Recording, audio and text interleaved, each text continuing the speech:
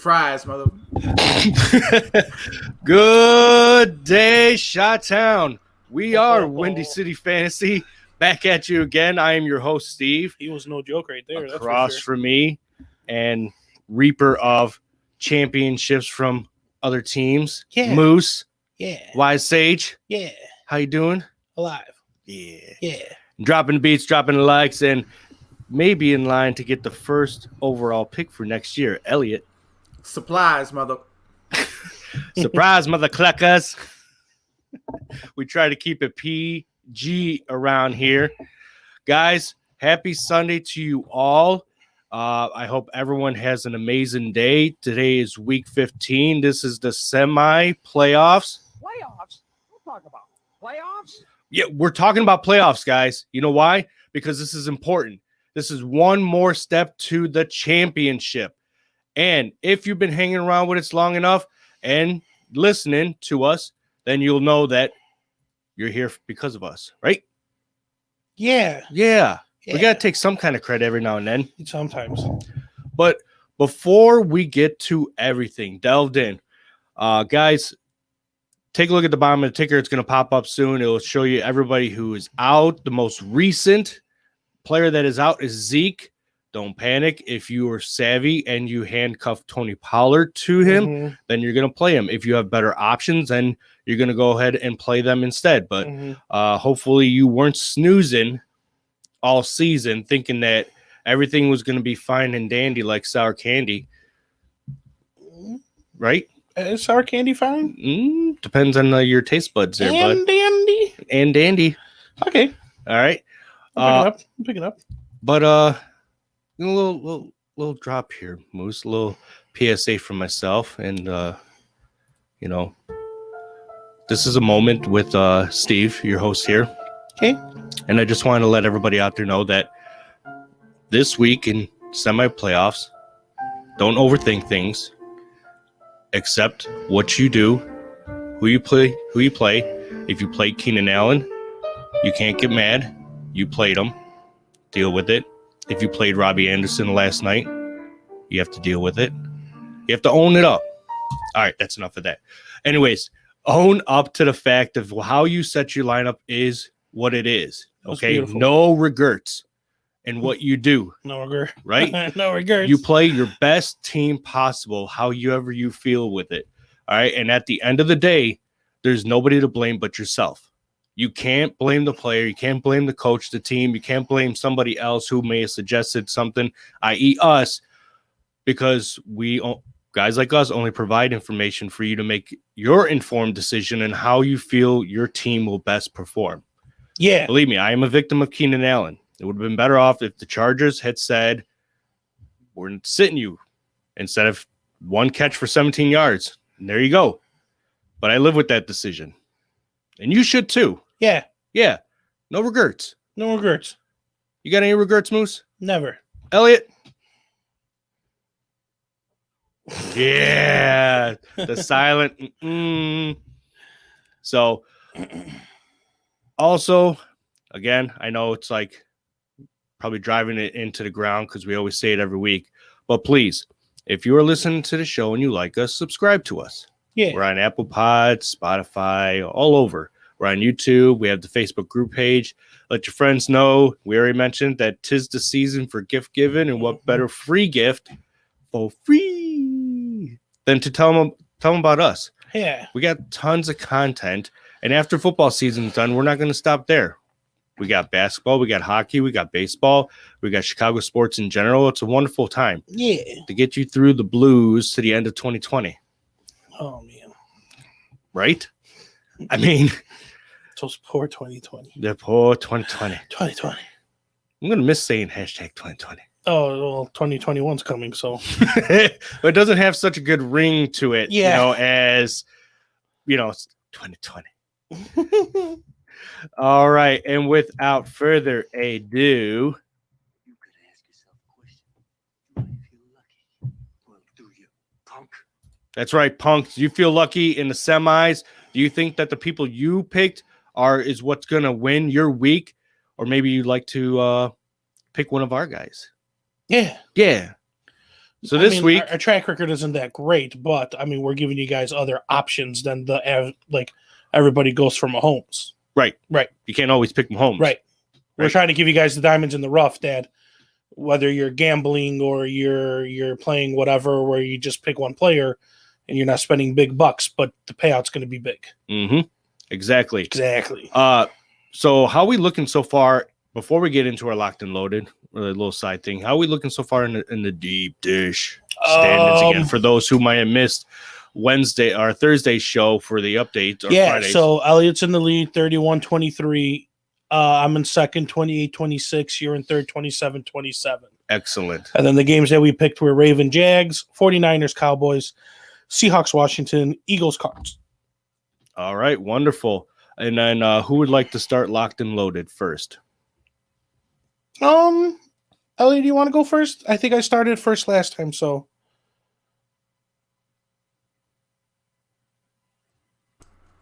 Sorry, I've been dealing with two monitors. I just started the two monitor thing, and I was kind of looking for. I'm kind of a two monitor thing too. All right. Well, if you're looking, then I'll start. looking I'll for start. I'll go. I'm gonna go tight end first this week. All right. My tight end pick is Tyler Higbee from the Rams. They're going up against the Jets, and I mean, once again, hey Elliot, I gave you the chance to go first, bro. I gave you. I was gonna go, and then you're like, Oh. okay, well, since you're looking, I was looking for my mute on my My microphone, fault, bro. but it's cool. My fault. My fault. That's all right. Yeah, I'm going with Tyler Higbee. I mean, it's the Jets. Ah, mother clicker. Yeah, I mean, nothing more to say. I mean, he's not having a great season, but if you're in the playoffs and you're trying to stream somebody, or you're just in the bottom dweller trying to, win the first overall pick, or trying to just place high or something just to make you feel good. Great matchup. Right. I mean, Jets Jets are give up gonna the judge. most Yeah. fantasy points to opposing tight ends. They are top of the list as they give upwards of 12 fantasy points or more against tight ends. Yeah, this is just strictly it's the Jets. He could have a great game. Goff could target him. Mm-hmm. Expect the Rams to just be really dominant today. Absolutely. All right. I'm going to go next. Okay. And I changed it up on you boys after hearing the news that he went from questionable to be starting in this game, and that's Evan Ingram. Listen, tight ends against the Browns have gashed them to the tune of 10.5 fantasy points per game. And Ingram is no exception to that as well, as he is super talented. And despite Daniel Jones going to be out this week, you have Colt McCoy, who is a very serviceable backup quarterback who likes going to tight ends. He's going to target him plenty. He's going to find yardage. And even though the Browns are good up front and they have a decent secondary, they are weak in the linebacking core as they focus more on run and pass. Evan Ingram is probably one of the bright stars on that offense right now. Yeah. Yeah. Him and Gallman. Yeah. I mean, Gallman's been serviceable. Definitely. And even though they've activated Devontae Freeman from off of COVID / every other problem he's been having, that's your Gallman's the only guy. Yeah, right. So, yeah. Alrighty then. I'm gonna go with Hayden Hurst. All right. Oh. All right. Interesting. Tampa Bay gives up 9 points per game to tight ends, and I feel like Atlanta, they're just, I just said this about 5 minutes ago. Blaze of glory time. So, Tampa Bay also is kind of iffy on tight ends, as most teams' defenses are against middle to upper tier tight ends. Mm-hmm. So, I could see Hayden Hurst scoring a touchdown here. Excellent. I like it. I do too. Definitely wouldn't think of that. But then again, Matt has to throw it to somebody, and if it's not, Ridley, with Julio Jones being out today, Hayden is. And don't forget about quarterback Russell Gage. Yeah. Oh yeah. All right, Elliot. Well, I'll let you go first this time since I rudely and stole your tight end. No worries. I'm gonna go with running backs. Okay. And I'm gonna go with is Jonathan Taylor from Motherfucker. Indy. Hey! All right. I love this. Mother clucker, mother fisher. Houston is horrible. When it Yeah, comes to- man. Hey, On the just run in D? general. Hashtag fantasy football. Houston is horrible. Yep, we got Tanksonville and Houston is horrible. The 3 H's for Houston. Houston. Yeah, no. Yeah, I know. So- English language is your second. No, I was thinking Houston, his HIS horrible. But yeah, Houston, they're pretty much number one against like giving up fantasy points for running backs. So they're only it's them and the Jets. So you know what I mean. Yeah. If you're streaming or if this guy's on your bench and you need you need flex option, or you gotta go 3 running backs or 4 with the flex. Yeah. This Jonathan Taylor's your guy. Yeah, no, great pick. Great I pick. mean, after last week's performance, he's just gonna I excel. wouldn't be surprised Yeah. if he goes for an 80-yard touchdown right off the Mhm. bat. I mean, they played each other in week 13, and he had 13 carries for 91 yards and 3 receptions for 44 yards and a touchdown Mhm. for 22 points. So 2 and 22 points. And then I against- think he was injured like 2 weeks ago, right? Yeah, he was out 2 weeks ago. And then like each game, like leading to this game, he's just beginning stronger. just stronger. So Yeah. then week 14 against the Raiders, 20 carries for 150 yards and 2 Mhm. touchdowns. I mean, you're not getting the receptions that you would normally get out of a receiving back, but that's what they have Naheem Hines and the other guy for more receiving purposes, where Taylor is your bruiser. Yeah. So No, we talked about this on the show. We keep saying how like the Colts, like Jonathan Taylor coming back, like really balances out that offense. And I think like it gives Rivers actually like the better opportunity to pass because people have to respect that run. It opens up some people. yeah, no, it's really going to be interesting. And when we after the football season, when we start doing Mhm. our rankings for next year, how we view these types of running backs like Taylor. Right. Like now he'll be done with his first year, going into sophomore year. Is he going to fall into a sophomore slump? Is he going to only get better? You know what's super funny? Isn't Taylor a rookie? He is. And we talked about like top rookies that might win Rookie of the Year. We never even brought up Taylor. Well, because he's been so quiet. Yeah. So like most rookie running backs, I still think it's like going to even to Hilaire, quarterback. even Hilaire's been quiet. Yeah, I think it's going to go to a quarterback. So It doesn't help that he's in the land of the tight end whisperer. yeah, Sounds like a kid's show that could be like broadcasted on PBS. The land of the tight end whisperer. that's going to be a kid show, huh? It could be. Okay. Well, it sure ain't gonna be Herbert's whispering. Mm-hmm. Y'all got some candy? All right. For me, unless you would like to go, Moose, it's going to be Cam Akers. Oh, thank God. All right. Akers held the highest snap percentage last week among all running backs on the Rams. Last week, he also ran the most with his 177 yards. Was the most by a 171. I'm sorry, by a Rams running back this season. He was started only majority of 16% of leagues last week, Moose, which tells you that at the point you couldn't trust a Rams running back. But I believe we have clarification now, and now he faces a Jets defense that gives up 17 fantasy points per game to opposing running backs. If everything that we know should go the way it's planned, where the Rams defense completely decimates this Jets offense, and that the Rams get out really quick offensively, then it's going to be a lot of handoffs. Right.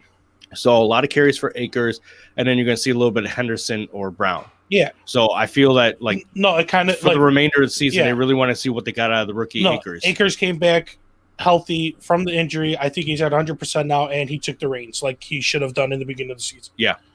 Like it's kind of too late, but it's great because you see what you got from him. Yeah, and if you held on to him long enough, and Right. so this is the return. This Right. is your investment. Mhm. You know, this is Like why you're take up showing the bench, exactly bench spot. Yep. So yeah, For me, I'm actually going to go with the guy that I think is going to bounce back. He's questionable this week. He's had a quad injury. that they've been monitoring since Monday, and he's been limited on practices. He sat out of practice. It's James Conner from the Pittsburgh Steelers.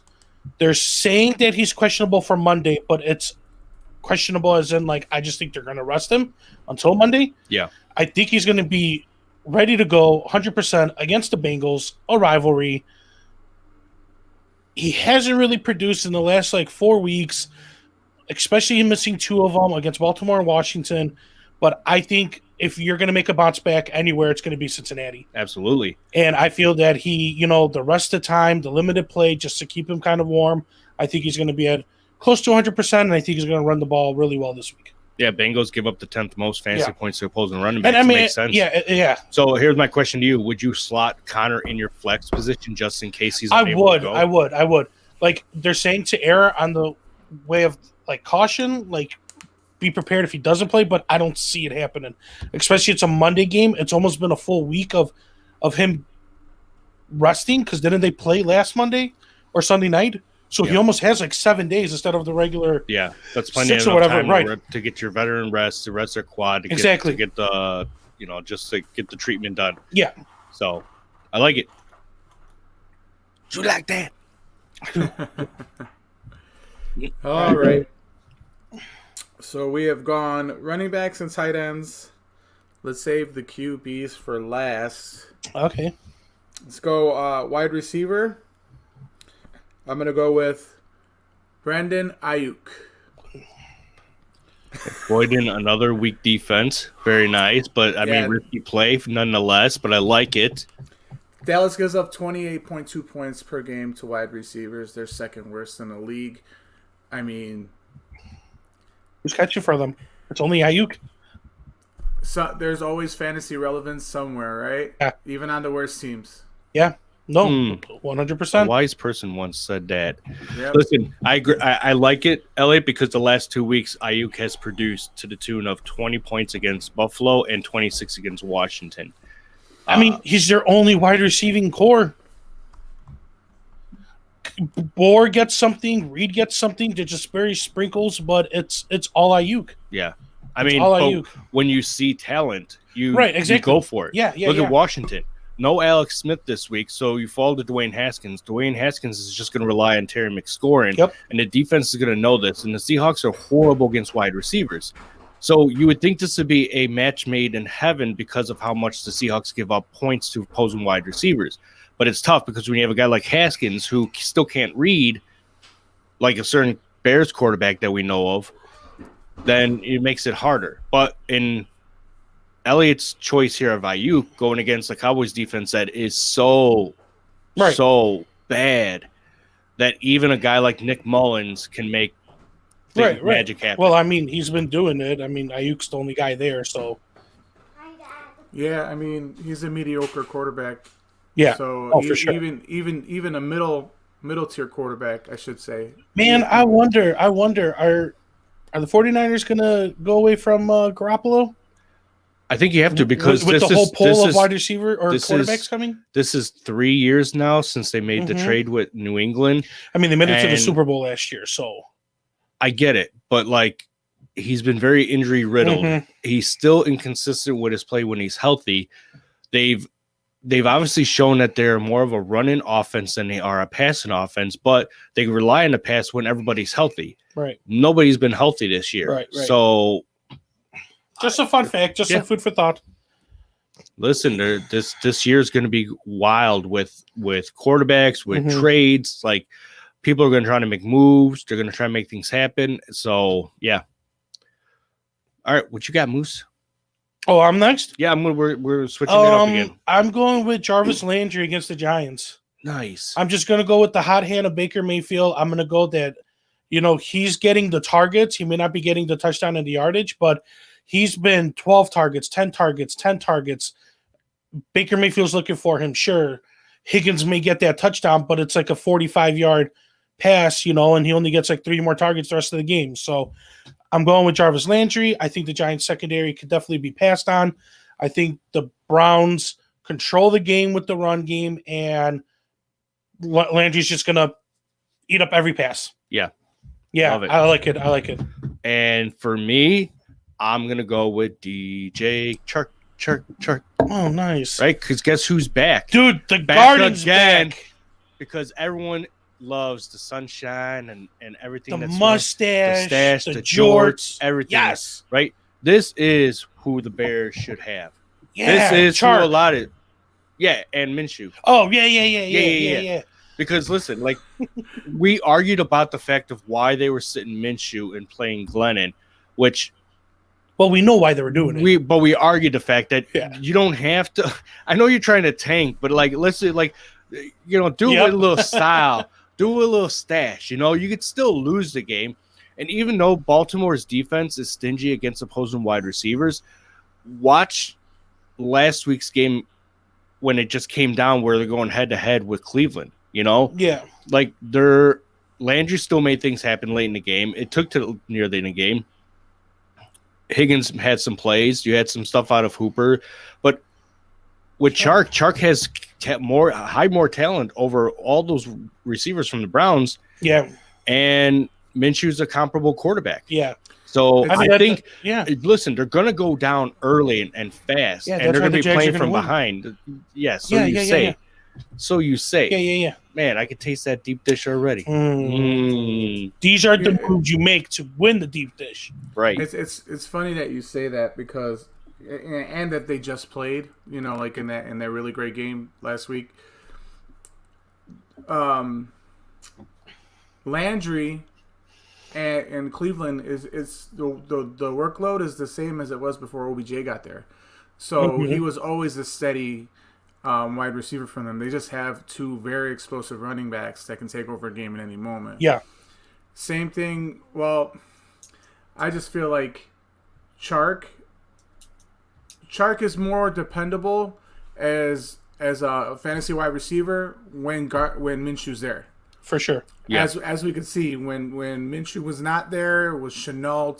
The ball got spread all over the place, and even then, Chenault may still have a good game today, but I don't think he'll have the same fantasy impact. You could see something out of Keelan Cole Sr. today. Yeah. Yeah, That you wouldn't like those that like Chenault and Cole are like flex worthy guys, but Chark is your wide receiver too for you. right. And Yeah. junk time is money time, Like fantasy. Garden knows how to spread the ball around more than all their Jacksonville's quarterbacks. Yeah. Whereas the other ones were just strictly looking like you saw like Chark had like 13 targets, but only like 3 catches because they're just triple covered, double covered. Like I'm on scrambling, I'm just throwing it to Chark's way. Yeah, because Glennon only had eyes for Chark, and he was like, "I'm going to force it no matter what." And Yeah. it was just dumb. No, it's great. It's great to see Gardner back. Really happy. And I think I still think the Jags upset the Ravens. You're wrong, but you're definitely feeling it this morning. We were talking about how they activate all 3 wide receivers. Yeah, for no, I was Baltimore. pissed. That's stupid. Oh, they're all not playing on Sunday. Oh, no, they're back. Yeah. So, all right, let's wrap it up with the QBs, boys. All right. Chomp. Mhm. I'm going with my man. Well, he's not my man, really, but for purposes of locked and Burrow? loaded, Joe Burrow is my guy. Yeah. Right, he's throwing touchdowns right now from home. Yeah. I'm going to be really pissed because I think I know who you're going with. Probably. I'm gonna go with Jared Goff. Oh, thank God. I almost thought he was going to go with Mitch because he passed up on him the last 2 No, weeks. man. I thought he was going to go Russell Wilson. I was going to No. next. I'm going with Jared Goff. I mean, the Jets are the second worst next to Atlanta Yeah, no. as far as giving Perfect. up points to QBs to 22 points per game. So Yeah, no, great pick. When we talked about it with Higbee, it's just going to be a feast for them, It is. Like what a great matchup to have when you're like coming down the end of the wire to kind of get like that good victory, like add another like W, especially in that tough division with the Seahawks and Arizona breathing down the Rams' neck. Like easy win for the Jets or easy win over the Jets. Yes. Just to get that like safety blanket. Absolutely. Great pick. Great Love pick. it. All right. So I am going with Baker Mayfield. Yep. Listen, the last 2 weeks, Mayfield has skyrocketed to the tune of 677 passing yards, 6 passing touchdowns, and 1 rushing touchdown. And even though the Browns are facing the 5th toughest defense against opposing quarterbacks, he will still have a fantasy-friendly day, even in the semi-playoffs, my friends, because Baker is going to bake his way into a W for the Browns because they got to keep going. After that loss to the Ravens, if they want to try to get a foothold in these last remaining weeks to try to claim the AFC North, they got to win out these games. A win against the Giants is amazing because the Ravens, listen, if they get upset by the Jags, that's a plus for them. Yeah. The Steelers aren't going to lose against the Bengals. I mean, like, realistically, especially this year with the only one bye, I just don't think it really matters as much because, I mean, really, are the Browns really going to get their first overall bye? No, they're not. Like, but you got I the think, Chiefs, you got the Steelers. I think what they really want is they want that recognition of winning the North Division, not just making the playoffs. Making the playoffs is amazing because you can make anything happen. You know, I think the Browns should not be picky, and the Browns should just accept the fact that they make the playoffs. Let's just start there. Right. First of all. But, you know, okay, so for instance, the Bills won AFC East division for the first time since 95 before Josh Allen was even born. Sure. That's a long time. Yeah, but the Browns were like 0-16 like 5 years ago. So the Browns suck. The Bills at least got W's even when they sucked. So for Browns fans, I think you should just be like apples to oranges comparison. Exactly. Pears to watermelons. Exactly. Leeches to Lychees. Yeah, but no, I like the pick. That's I mean, we talked about with the Landry, you know, it's the Giants. Like, once again, this goes back to, like, how amazing is it that you're making this push for the playoffs and you get this, what should be a pretty easy victory. Yeah. It should just be, like, straight and simple, hey, let's just work on our game. Everything's on the line for the Giants as well because the NFC East is so up in the air. Right now, you get the Giants and Washington Professional Football Team are tied. Ooh, tongue twister, huh? Yeah. But they're like tied for the division. Yeah. So it's just as important for Washington as it is for New York to get this win. Man, and even the Eagles and the Cowboys still have a chance to make it. Like, they all play each other within the next 3 weeks. So. Hashtag 2020. Hashtag 2020. All right, Moose, lay it on us. Yuck. Sorry, I just got an update about the NCAA playoff, and it's the same teams for the last, 7 years. So yeah, I was very disappointed with the Notre Dame Clemson game. I really thought that they're still in. They just made the list. It's going to be Alabama versus Notre Dame and Clemson versus Ohio State. So once again, the same 4 teams. Anywho, I'm going with my man. Said it on the show before. If I was to start a franchise, my first overall pick would be Mr. Unlimited, Russell Wilson, going up against the Washington Professional Football Team. I feel that they're really good at stopping the run, which I think they're gonna bring a lot of pressure at Wilson. They're gonna try to stop Carson, which you got Metcalf and you got Lockett, Mr. Speedster and Mr. Freak. Yeah. Like, he's 3 steps, boom, air it out. And I think that's what's gonna happen. I think they're gonna dominate through the air and just keep Washington in place. This is definitely going to be a more of an air approach because realistically, because they have been really tough against the run. And so I mean, don't take nothing from Washington, but if I had to attack Washington, it's their secondary. Right. It's their secondary for sure. So, would you still feel confident starting Chris Carson up against Washington I would defense? Because I still think that the plan is going to be run the ball, so you have to run the ball to get the pass. So even if he's getting, a carry and 2-3 yards a pop. Yeah. If you go 3 runs and then let's say it's 4th and 1, Pete Carroll's fucking crazy. Yeah. Play action deep, boom, touchdown to Metcalf. Yeah. That's what I see happening. I mean, I like it. But I do. Wilson has been known. Wilson has been known to be fantasy playoff killers in the past before, even in the best of matchups. Yeah. So maybe it's. Like you said, you can't run over the Washington defense, but they can create pressure to where you can't be so lax. Right, and that's what I'm thinking. He threw for 4 touchdowns against the Jets because it's the Jets. Right. Whatever. But he could easily have had a crappy day because of how much they were steamrolling over him and just killed the clock by running the ball more. And that's why I don't think you say Carson, because if you do start going into pass attack and then Washington starts playing, nickel, dime, bringing in more corners, then you're just going to do delay handoffs. You're just going to do screens to Carson. Yeah. He's still going to get his numbers. I just feel that Russell is going to do what he did in the beginning of the year. Yep. That's just what I'm thinking. All right, boys, we got a couple more minutes. Let's finish this off with a little Bears talk. The 6-7 Bears are going up against the 6-7 Minnesota Vikings. This will be their last meeting for the season. Mm-hmm. And oddly enough, funny that both teams have potential to make playoffs. Yeah. Again, in a world of hashtag 2020s, Mm-hmm. a 6-7 team has a chance to make the playoffs. Well, yeah. So, what is your expectation out of Mitch this week? Just control the game. I don't know. I don't have any expectations, to be honest.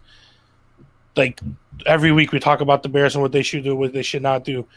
I mean, hand off the ball to Montgomery and see what happens. I think take full advantage of the run game as much as you can. Keep pounding that line, trying to make space. I like how they're including Cole Kmet more into the game. Despite Jimmy Graham being banged up, he is active for today. But regardless, I like how they're starting to use him more. They want to see what they got in their first overall pick. Like, basically, I don't want it to come down to Mitch Trubisky having to win us the game. Like, I want it to be like we controlled the clock with running the ball. We did everything we had to, right? Yeah. And then if it comes down to like Mitch having to like do a drive, then okay, not to it being like we're down 20-0, we abandon the run again, and then it's just going to be like Mitch 4 and out, because he's forcing things. They're getting sacks. That's what I don't want to see from the Bears. I just want us to. Do you believe so? Bill Lazor took over play calling 3 weeks ago. Do you feel like now either something's starting to click within this offense to where these guys are starting to do things, and then do you also feel that maybe the offensive line coach has made enough adjustments to, or is it because they're going up against bad run defenses, so they're able to manage the game clock a little bit better and get the defense honest, and then allows time for the wide receivers and the tight end to make space so they can get open? Like, I know that was a mouthful just to throw at you right there, but Sure. I'm just gonna say sure. Because look at the last few weeks. I don't think it's Bill Lazor that made these guys do it. It's just I think it's like some of the younger guys finally understanding what to do. I think Nagy not having a play call and trying to do everything. Now he's just able to coach. He's able to go talk to Mitch after a bad play instead of having to worry about what defense is going to be ran or what offense is going to be ran. And he just monitors the game, and he's just kind of being a motivator. Like, he's a team guy. He is a great coordinator, but then you're trying to motivate a team, coordinate, and still manage the game. Right. Where now I feel he's just managing the game, and he's motivating the guys during the, whenever he feels he should pump you or be like, hey, think of it this way. Like, that's what I've kind of seen. Okay. And just let Lazor do Lazor. He has a connection. He has experience. Right. He can't. I think it's a little bit of both, but basically the biggest picture is that you remove Nagy from majority of the work. Exactly. Don't take on everything. I'm pretty sure he still overrides a play or two, but once again, he's able to talk to these guys, and then the game's still happening. Yeah. Keep it simple. Yeah, and I like I said, I want the Bears to just run the ball, run the way we've been running it. I would like to see those 11 carries for Montgomery, maybe jump up to 15, 16 carries. Mm-hmm. Maybe close to 20. I love how he got 4 targets in the backfield, the receptions for almost 50 yards last week against Houston. Once again, it's Detroit, it's Houston. We're looking at these games, but Minnesota is one of those defenses now. They're not the top tier D anymore. Right, and then we get the Jags the following week. So one last question, and we'll end it out. And then both of you guys can say something about this. And the question is this. If the Bears should win out the remainder of the season and happen to make playoffs with Mitch under center, do you consider re-signing him for next year, despite the fact that they declined his 5th-year option? I don't see it happening. Long story short, for this whole mess that you guys have been talking about, Bears offensive line has been consistent. We played the last 4 or 5 games together, so that's that. I expect them to run more. Bill Lazor is good at calling the plays. It's probably sequencing. They're still Matt Nagy's plays. Mm-hmm. And I could see the Bears signing Mitch for a 1-year deal as a backup. Oh, Interesting. but back up to who? Matthew Stafford. Full. I wouldn't mind. It wouldn't be the worst thing in the world, would it? Or as a bridge quarterback for 1 year. Okay. I mean, they still have Foles, so they still have Foles yeah, but for 1 year. isn't Foles' contract that He has the opt-out. he has the opt-out, not the Bears. Not the Bears. No, he Okay, has the okay, opt-out. Yeah. Jay commented, hey, welcome, Jay. He says that he doesn't watch Grease, but he looked it up. Moose, you were right. It was the T-Birds and Scorpions. Yeah, I know my shit. Really? Yeah, you know how many times I watched that? I don't even want to watch Dude, it I could anymore. sing everything right now. I know. And then Good Seven's got a question for us, boys. What's up, Good The Seven? semifinals. He wants to know about Lynn Bowden or Sammy the Lizard King Watkins. I think I would go with Watkins here. I kind of like the Chiefs are playing. I think they have a good matchup, right? They're playing. It's Chiefs Chiefs, Saints. okay. So Which I think is going to be a shootout. mhm. I don't trust Bowden that much right now because I don't know how they're going to run him. Mhm. In Miami, like I don't know, like has he really? I don't know. It's really tough. I would go with Watkins. That's just my gut. Like I know he had 9 catches for 7 yards or 9 targets, 7 catches for 82 yards last week. But I kind of feel that KC New Orleans shootout. I would take Watkins. This is I mean- also the time of year when Sammy Watkins does his best The lizard work, comes right? out. So- the beginning of the year and the end of the year when Yeah. doesn't really mean anything. So the one thing is like consistency is key, right? So he's been super consistent with 7, 6, and 3 targets, but he's making do on that with 4, 4, and 2 catches and yardage. So he's consistently gotten you 7 or close to 8 points, fancy points. Watkins. Okay. Which is you're looking at flex opportunity right here. So if you're looking at flex, who to start for the flex? Where like right now, like I kind of like the favoritism, like I'm favoring the side of Bowden because no Myles Gaskin, no Gesicki. So you're gonna have Adam Shaheen. So Tua's got to find somebody. Devontae Parker's dealing with a hamstring injury, even though he's slated to start. Bowden has both the wide receiver / running back eligibility, so you can slot him either way. And regardless, like this New England Patriots defense is kind of like it's Jekyll Hyde. Jekyll Hyde. Heckle Hyde. 2020.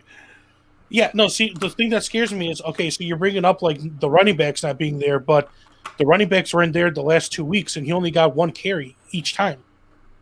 He's getting targeted in the receiving thing, but I don't trust Tua against the New England defense. Sure, they're not that powerful as they were, like, a year or 2 ago, but I think they still can got still the shut it goat. down, right? Mm-hmm.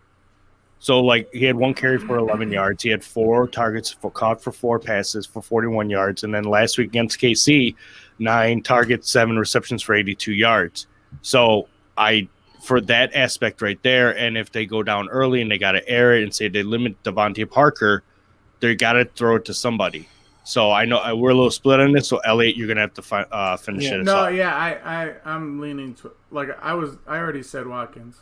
Right? Yeah. You know, like this is the time of year, like I said, when he does his best work right before Like- playoffs. I was gonna say the sun has shone upon you, my friend. Yes, right. Like, But yeah, Belichick- between the beginning of the year and the end of the year, when everything is irrelevant, you know, the Chiefs are going to be in the playoffs now. So now it's about them working out the kinks. yeah. This is when the Lizard King does his best work. And I mean, Belichick is 6 and 7. They could still make the last playoff spot, and he thrives on devouring rookie quarterbacks. And the Dolphins are going to try to do everything they can to try to 'Cause- kill the Patriots' dream of a 'Cause playoff. if I'm not mistaken, the Dolphins played New England, but Fitzpatrick was the quarterback last time, right? Yes. In week 1, yeah. Yeah, and in New England, I believe they won that game. Did they? Oh yeah. Because that's when freaking Cam Newton had like the 100 yards and 2 rushing TDs. Yeah. Yeah. So But yeah, I would go Watkins. I think Okay. that's the safest bet, and I think that will be the most. I mean, because once again, okay, so he's only been getting a few targets. He's getting 8 points, but if he gets that 8 points just receiving and a touchdown, Right, no. That's why I said Yeah. consistency Yeah. is key because he's been consistently getting 7 to 8 points every week, depending on how your scoring system goes in your league. Yeah. I'm just going for both are flex. I hope both are flex I was gonna Yeah, say yeah. the same because thing. these are flex option available players and then that's why I said Right. because of what I saw last week and all the other missing pieces from the Dolphins that this could be another opportunity for Bowden. So Yeah, I just don't trust Tua right now. that's fine. I mean, he's playing good. He's playing, but I just don't. I just don't think like this is a great way to see what he has, and now they could work on it in the offseason for his like passing. All right.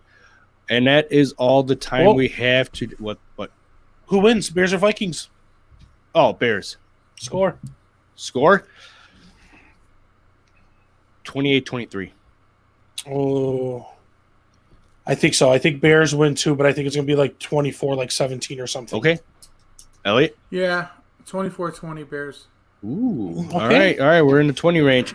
And that is all the time we have today, guys. We hope you have a wonderful Sunday. Good luck to everybody in the semi-round playoffs for y'all from all of us here at Windy City Fantasy, myself, Moose, Elliot. Stay frosty, Chicago. Have a good one, everyone. Number 1 pick, baby.